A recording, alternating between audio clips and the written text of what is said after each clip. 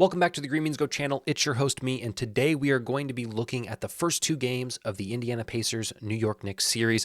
And before we do that, I want to come out and say this. I am far from a sports are rigged guy. I hate being the guy that complains about refs in any game. I understand that basketball games are 48 minutes long, and taking a look at a few 30-second clips does not tell the whole story. Obviously, calls are going to be missed on both sides of the ball. The Pacers are going to get calls their way where the Knicks may be in the right and vice versa. But something's off in this series. Something is just way off, and I understand I have a biased viewpoint in this. This is going to be in favor of the Pacers, and I think that the Pacers are getting hosed a little bit by the referees in these first two games. So we're going to talk about some calls, look at some calls. I'm going to give you my thoughts on all of this. So let's go ahead and get started with that, and here's the deal, guys. The PowerPoint that I have prepared for you is Pacers colors. So I'm admitting my bias, I'm acknowledging my bias, and let's talk about it. Pacers are now down 0-2 in this series. They get to come back to Indy this Friday, and then they play again on Mother's Day. Today, they filed a complaint to the NBA over 78 calls. In this video, we're going to talk about 7 or 8, not 78. That is insane. Maybe they're reaching for some of these, but if they can come up with 78 times they felt like a wrong call was made against them, that is nuts. All right. It says that Rick Carlisle identified 49 from game 2. So do the math, however many that is from game 1, 29. And they didn't do anything after game 1. They just let it die. They said, let's get ready for game 2. But then after game 2 happened, and we'll look at the calls that went the opposite of their way in game 2. Rick Carlisle obviously argues with the ref at the end of the game, ends up getting double tech ejected, and so he stood up for his team. So that is where we are right now. I tweeted this morning, and again, I am far from a sports are rigged guy, but I think it has to be acknowledged. Tickets to Madison Square Garden, tickets to Knicks games are at the lowest $400. If you want to go watch a game in Indianapolis, they're $68. What does this mean? It means that the NBA makes more money if the Knicks make it further. That is not something that I'm going to sit here and say it's a big conspiracy. That's why the Knicks are getting these calls, because the NBA is going to make more money.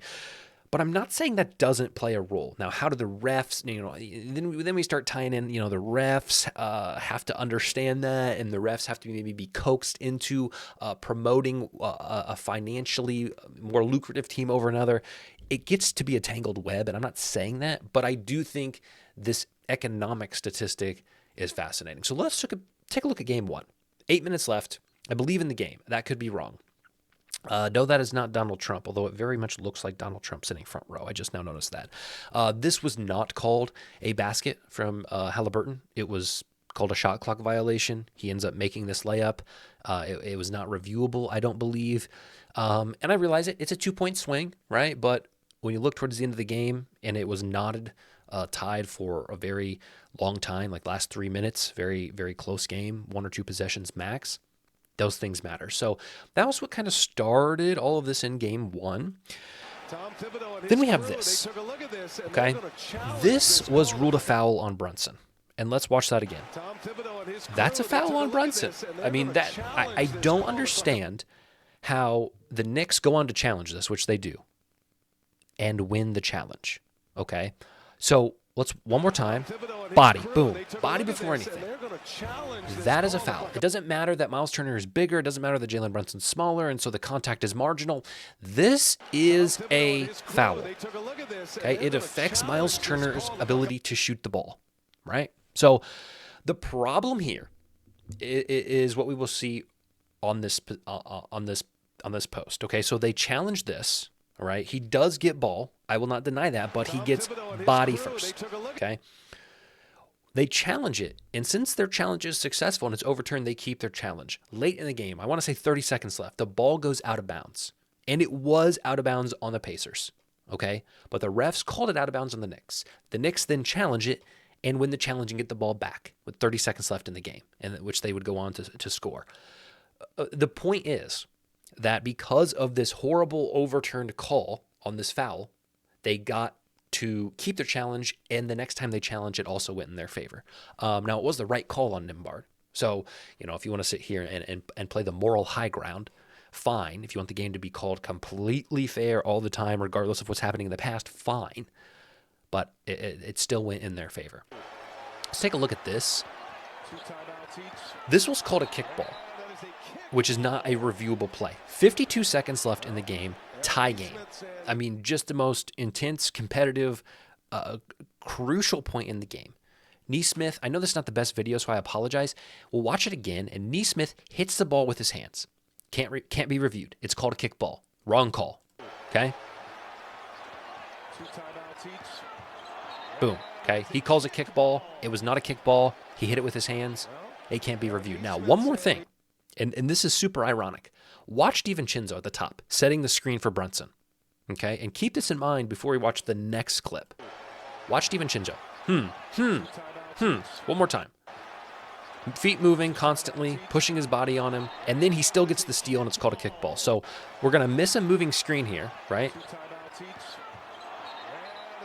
I mean, that is bad because of what I'm going to show you next, right? There is nothing more I can say about this moving screen. He's stepping into the guy. He's not planted. He is stepping through Neesmith.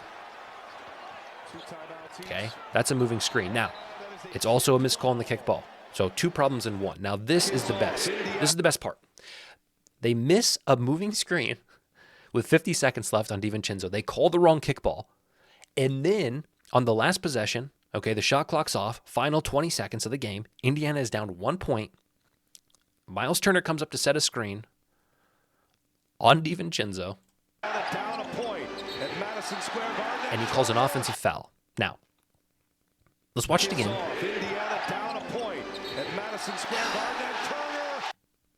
One more time.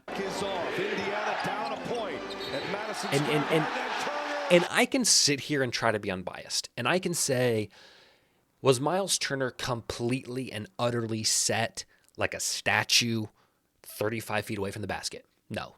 Okay. Was there maybe a little shuffle in his big size 15s?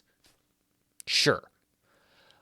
But with a 1-possession game, 30 seconds left on the clock, 35 feet from the basket, do you call this? Do you make that call? Unless you have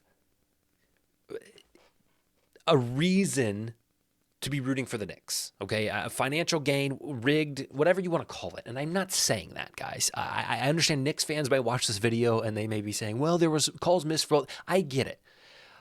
But I have to think, if we're not calling this moving screen, why are we calling that? Maybe he gives him a little hip bump, but it's a flop. At the end of the day, it's a flop, okay? So Pacers lose possession. On the inbound, Nimbard fouls. Jalen Brunson gets to shoot a free throw and the ball. They lose the game because of this. I mean, they lose the game because of many reasons. They lose the game because of this screen and this call, okay? So that was game 1. And I would say that while the Pacers lost that game, they were aided in their loss. The refs lost that game for the Pacers. And I hate saying that. I don't like saying it. It's not something I enjoy leaving my mouth, but I think it's more probable than not that had the refs not made such polarizing calls, Pacers had a better chance to win. Game 2, I'm going to say Pacers were up 10 at the half. Brunson didn't play in the first half, foot injury. Comes back in the second half and takes the game over. Ends up scoring 29 points after having 5 in the first half. So, dude, I can't take anything away from Jalen Brunson besides the fact that he gets some calls. Okay, he gets some calls his way. I am not going to sit here and blame the refs as much as I did for game 1 for game 2. Pacers were up 10 at the half. I don't care if Brunson comes back. You know what he's going to try to do. Play better. Okay, but we are still going to look at some calls, some physicality that went both ways, but was called one way, that kind of thing. So this is what started the momentum for the Knicks. Nimbard comes out and makes like the first 6 points for Indiana. Knicks are keeping it close. They're starting to catch back up. I want to say this is like a 5-point game, 5-point Pacers lead here. And Miles Turner gets called for this screen. And this is a flop. Like, I can't, there's no way you can sit here and say, like, maybe you can argue at the end of the game last game, he gives him a little hit check. It's kind of, you don't make that call at that time, but maybe it is an offensive screen foul. This is not. This is just not, okay? Miles Turner is walking around him. Brunson initiates contact with his chest and falls backward. And then Hartenstein's like, come on, brother. They're calling Hartenstein the Black Joker, which is just Anyway, goofy. So one more time. Just what are we doing? Okay, what is this? Brunson just pushes off, falls down. Ridiculous. Okay, and this was a huge momentum swing for the Knicks. I mean, this is just abysmal. That's horrible. Okay, big momentum swing. Didn't change the game. Your final score, box score type of changed the game, but in terms of the psychological and the momentum, it changes the game. This one is just a complete foul on Hart to Halliburton. Not called. Watch it again. Pacers are down 5 at this point. Pushes him. Whatever. It's soft, I guess, if they call it. It's soft. But there were softer things called on Indiana. Exhibit A, right? So we call that, but then this, I guess Halliburton needs to fall down, is the moral of the story. He needs to fall down there to get the call. Whatever. Watch Halliburton here under the basket. Okay. They're going to miss the shot. He has position, and he gets shoved out of the way. Now, first quarter, 1-point game. They ended up going 10 at half. This is not a play that made a difference in the game. I fully understand that. I'm not saying that this is why they lost. But I'm saying that this narrative is why some things are not going the Pacers' way. Halliburton gets position, sets his feet, and gets shoved out of the way by Hartenstein. So it's a blind eye to the Knicks fouls. Okay? I don't understand this. I still don't understand this. A foul on Miles Turner. He doesn't even know. He's shocked. Maybe he reaches for the chest, right? Like maybe you call, like it's not on Hart. Maybe he wraps Hart up right here, but let's call it on the floor then. It wasn't. It was a shooting foul. Like the swipe there, maybe that's Steven Chinzo. I can't tell. The swipe there doesn't get called because I don't think it would be a shooting foul at that point. So the hand in the chest is the foul. It's like the hand in the chest is the foul here. Come on. And this was at the end of the game. This is when the game started to matter, so to speak. And I think the Pacers were still down at this point. But regardless, Hartenstein goes to the line, makes the free throws, or at least hits one of them. It's poor. Okay. Now this is the one that people are going to be mad about more than anything, I think. Now the game is a 6-point game at this point with a minute and a half left. So this was kind of the last chance for Indiana. If this is called the other way, Custer's last stand, if you will. The Pacers have one more chance to score and kind of catch back up with the time left and the score. So we can watch this, but it's probably better explained. Hartenstein is taking it up, and watch this ref. Okay, he motions double dribble. Okay, everybody is excited. So we'll go forward here. Hartenstein does not technically double dribble. This was the incorrect call. So again, moral high ground, we get it, okay? It was the wrong call. But, okay, the whistle's blown. This ref makes the double dribble signal, and they get together and they overturn it because it was an erroneously sounded whistle, okay? The call was made, right? If a whistle is blown and nobody knows what's happening, we stop the game, we look around, the ref makes the motion, okay? Refs can't use Rule 2.5D, an erroneously sounded whistle. This was incorrectly called a double dribble violation. They cannot reverse a violation call. Last game, the kickball violation was incorrect, and it wasn't able to be reviewed. Like the refs didn't get together when Neesmith kicked it and said, hey, he actually hit it with his hands because it was already called a kickball. The guy at the bottom, reffing right here, moved his foot up. Kickball. Okay, just as this guy in the same literal spot on the floor does the double dribble. Playing the bongos for what? For the Knicks, baby. Okay, so Knicks keep possession. Again, 60 seconds left. You kind of have to think that Indiana would have had to score on this play anyway if they got possession, but we don't know, and we never know. So that's where we sit. I'm sure you can find more for both teams, and people are going to argue on Twitter, and that's fine. It's part of it.